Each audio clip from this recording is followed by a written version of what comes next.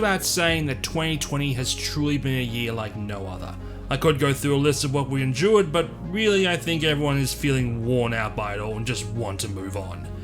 Despite having really no physical presence this year, with many game conventions going digital or just end up being cancelled altogether, we still saw a huge list of memorable titles worthy of recognition.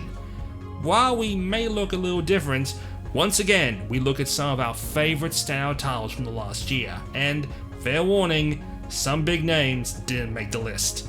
With that, I'm Nick from Unboxed, and here are our top 10 games of 2020.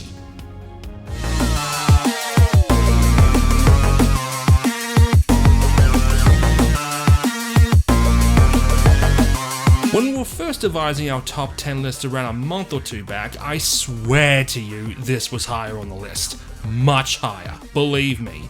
But for whatever reason, when we looked at it again just a few weeks ago, we had to stop and go, you know, now that I think about it, folks, don't get me wrong, there is nothing inherently wrong with Fall Guys.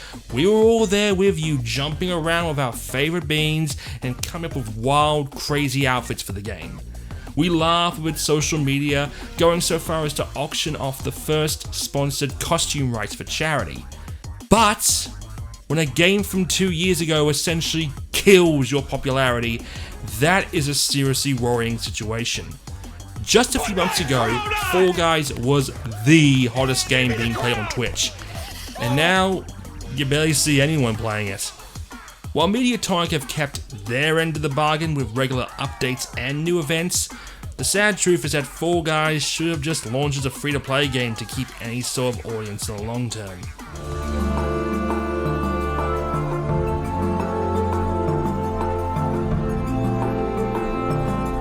It is great to see that Sega has finally realized it has other franchises besides Sonic and Yakuza. This from-the-ground remake of the 1995 Sega Saturn classic stays true to the original game's rail shooter levels, but thanks to modern enhancements, almost everything is improved.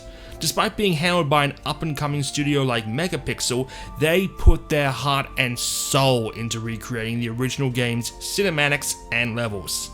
While a lot of you may not remember this, when the original Panzer Dragoon was shown off back at E3 1995, a whole year before Mario 64, it blew everyone away, including Steven Spielberg. It was also before the prominence of analog sticks, with the Saturn releasing with essentially a Genesis 6-button controller with additional shoulder triggers. Even with the later on released 3D control pad, trying to play the game wasn't the easiest thing to do with its one analog stick. Cut to this remake's release on the Switch with 2 control sticks as standard, it almost makes the game too easy. Playing the original, I was barely able to make it past level 4. This remake had me reaching the credits in just a few hours. That being said, I want nothing more than this Sega old school revival trend to continue with the Alex Kidd remake next year, and hopes that we'll see Zwei and maybe even Saga in the future.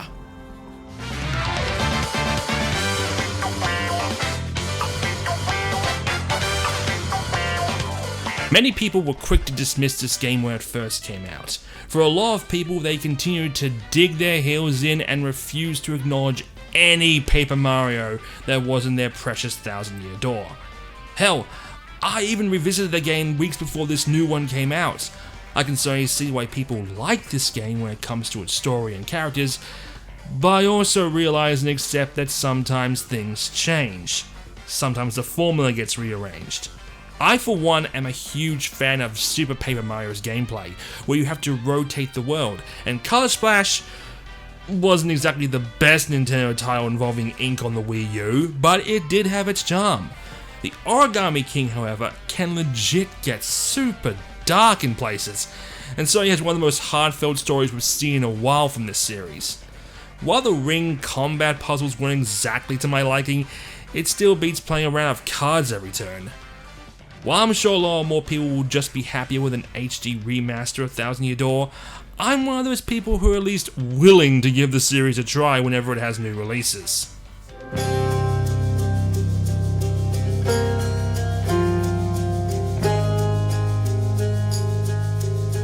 So, I mentioned last week in my Games We Missed article how I was originally skeptical on Hades.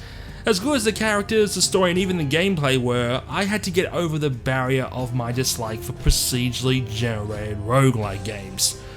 Ugh. But to be fair, in most cases that sort of gameplay is used to hide the lack of any real narrative of your game. In Hades' case though, they complemented each other so well. The best thing is that the game features options to make enduring its difficulty all the more tolerable. The game's God mode isn't exactly easy mode, more like training wheels for people not experienced enough in this genre. This is the kind of thing we need more of in gaming. For example, when the Demon's Souls remake was released with the PS5 back in November, we found out that Bluepoint considered an easy mode, but decided against it. A feature that could have very well brought many new fans into the Souls series. Hades is an example of this type of game done right.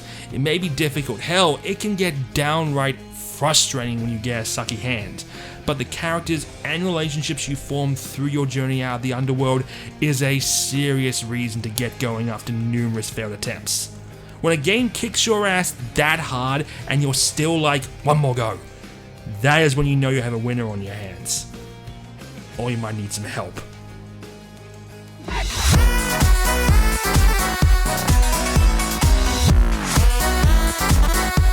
Shantae has come a long way from her humble beginnings in the Game Boy Color. The last few years alone have been a major success story for the purple-haired half-genie. Following her reboot on the DS a decade ago, Shantae has released 3 more games, funded a successful Kickstarter, made guest appearances in games like Runbow, Battlemaster Zero, Indivisible, and has even become a spirit in Smash Bros. Ultimate. The latest title sees her arrive on a tropical island with her friends for a festival of half-genies, but like every other adventure, things turn on their heads super quick.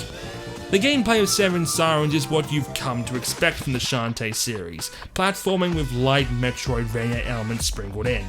She retains one of her core features in her ability to transform into animals, but that is pushed to the back to focus more on the powers bestowed on you by the other half-genies. That being said, as good as Seven Sirens is, it feels like Shantae is just going through the motions as of late. Most of what has made her latest game great was also what made Half-Genie Hero successful back in 2016. While it is certainly working for her at the moment, it goes without saying that it soon might be time to take things in a new direction. But who am I kidding? I'm always going to be a sucker for this purple-haired darling.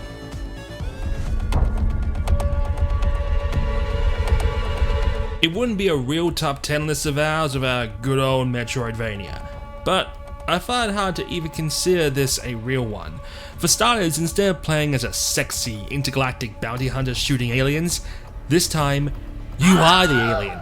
Replicating that old school trope of a bunch of scientists discovering an unknown substance, only for it to break out and cause absolute chaos. The creature in this situation represents a giant pile of spaghetti and meatballs with teeth and too much domio for good measure. While you do have a wide branching map to explore and make upgrades to your abilities, it is still hard to really label this as a Metroidvania, as the gameplay is fairly linear, moving from one area to the next with no real backtracking. That is not to say it is a bad game. While it is easy enough in some rooms to just dive from an air shaft, devour and fling everyone in the room, other times you will need to be crafty to get past the guards with flamethrowers and remote control drones. Strategies like growling so you distract everyone, to even taking control of a poor soul to do your bidding for you. It isn't exactly a long game, and it really doesn't need to be. The amount of visceral pixelated action would almost get desensitized and boring if you strayed past the 10-hour mark. For what it is, Carrion was one of the most grotesque yet therapeutic games I played this year.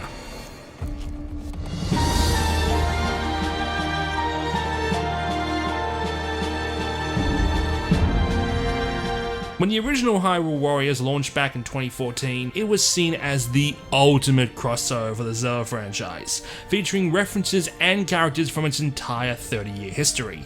The follow-up, Age of Calamity, may play a lot similar, but it's a whole different ballgame in regards to the story, essentially rewriting Breath of the Wild's lore in its entirety. Being accompanied by the most adorable tiny guardian robot that is basically an ancient BB-8, Link, Zelda, Emperor and the gang set out to rewrite history and prevent the Calamity. Many of the mainstays from Breath of the Wild have returned as playable characters, including the 4 champions. But soon enough we also get to play as their descendants, and any game where you play as Sidon is a winner in my book. But all of that is really second fiddle to the game's best feature, actually being able to pilot the divine beasts.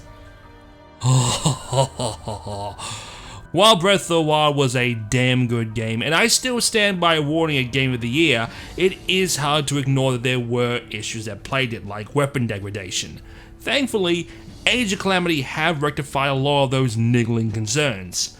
While the jury is still out on whether or not this game will even be regarded as canon, it's still a damn good follow-up to the 2014 hit.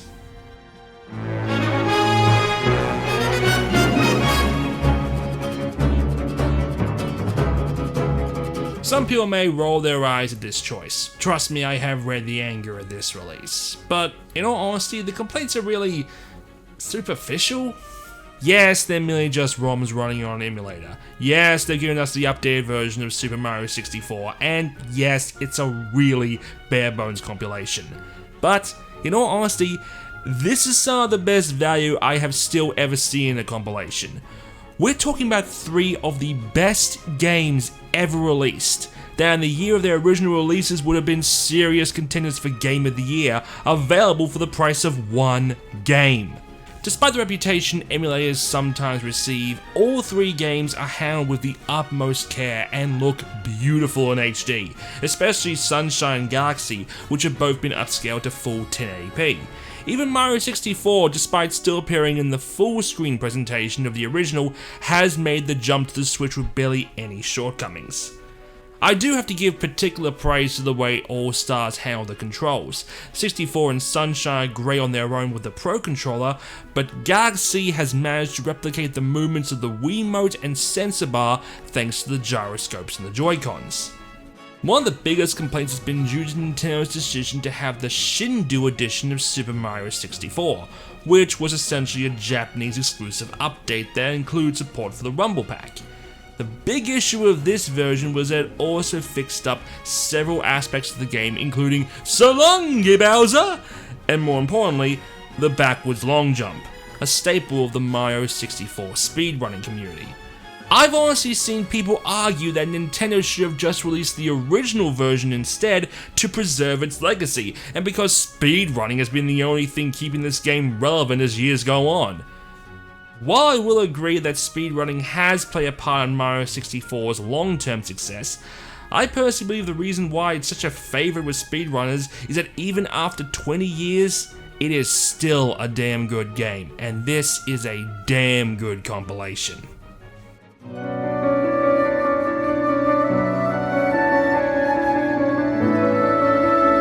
You might be surprised to see this game as high as it is on the list, especially considering a certain other Square Enix remake failed to even make it here. But there are a few reasons behind this. Firstly, this is a remake of Seiken Densetsu 3, a game released right at the tail end of the Super Famicom's life in 1995 and was one of the last major RPGs released on the platform. A game that never saw an official release in English until last year's collection of Mana. Secondly, unlike the other remake, this one is at least releasing as a full game right away. We really have no idea when Part 2 of Final Fantasy VII Remake will even be released, let alone what platforms or how many parts overall there will be. Trials of Mana might be fairly simple in comparison, but the combat is easy to understand, and with 6 characters to choose from to fill your party of 3, the combinations are endless. Seeing this SNES Classic Reborn in full HD is really something to behold. I've played the original several times over on the SNES, and I couldn't wait to see how they treated the remake. To be fair, I was initially skeptical considering how badly the Secret of Mana remake was treated a few years ago, an absolutely soulless mess that looked more like a mobile remake rather than anything decent. I know there will be people who will be rolling their eyes and going, really, at this pick? Or this entire list now that I think about it. all the while arguing how FF7's remake was just that better, and I'm sure they have some good points. But considering I'm the guy who was working on a video series about how Final Fantasy VII isn't all that it's cracked up to be, forgive me if I feel Trials of Mana was just a little bit more important. Before we get to number 1, here are some honorable mentions.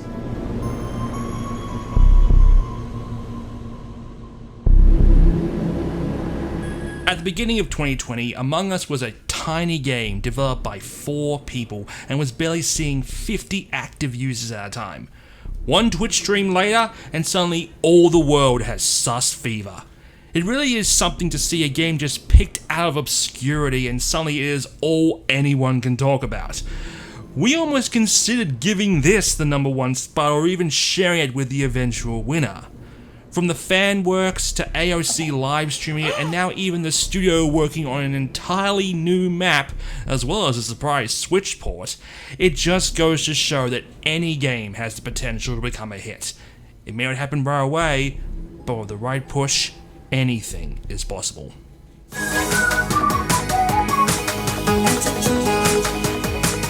While originally releasing in 2019, good luck ever actually finding one.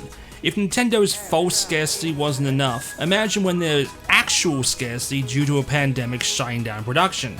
For many people, including yours truly, it was impossible to find this at all anywhere for months after its release, and the inflated prices of scalpers weren't helping either.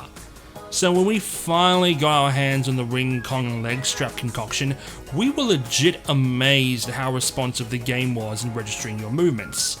While there were some issues with things like squats registering properly, creating an entire RPG-style game around working out was absolute genius, and kept someone like me, who has a continuous issue getting off his ass and exercising, to doing a workout routine for months.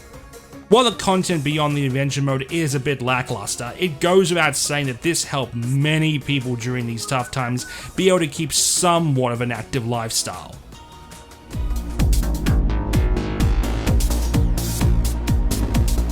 Helltaker is a free-to-play game that plays just like Shove It on the Genesis. So why is it here? Waifus. All the waifus! Seriously, just look up the characters on Google or another search engine and just be amazed how this little game turned into the most adorable, pancake-loving harem ever. And now...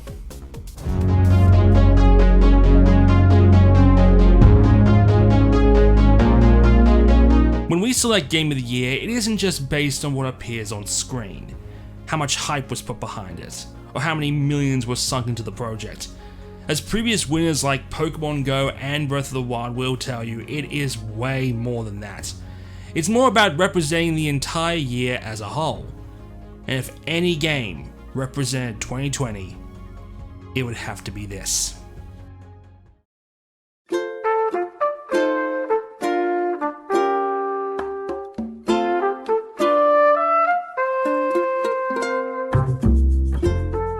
Released the same week that the world essentially came to a standstill, you couldn't go a day without people talking about living it up on their island, hosting parties, graduations, and even weddings. Despite everything that's happened over the past 12 months, from raging bushfires, political upheaval, to of course a global pandemic, Animal Crossing accomplished something that no other game this year could. It made us feel normal again. But the truth is, I really can't do this game justice. So, once again, to show just how much things have changed here, let me pass it to someone who can.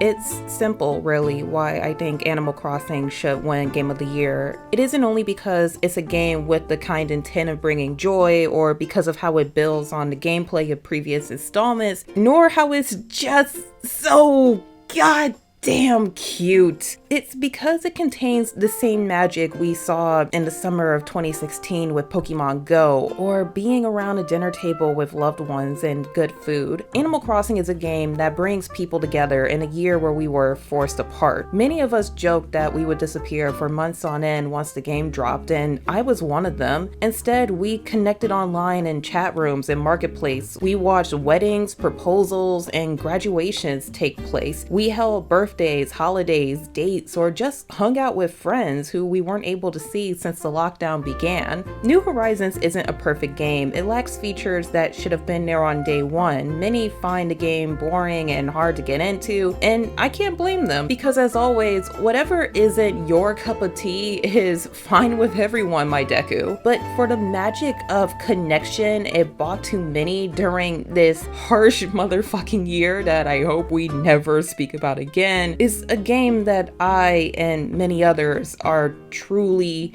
so incredibly grateful for.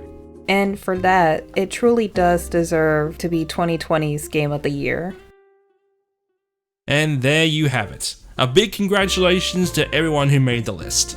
What was your Game of the Year? And what do you think of our new look? Let us know in the comments below, and we'll see you all in the next video.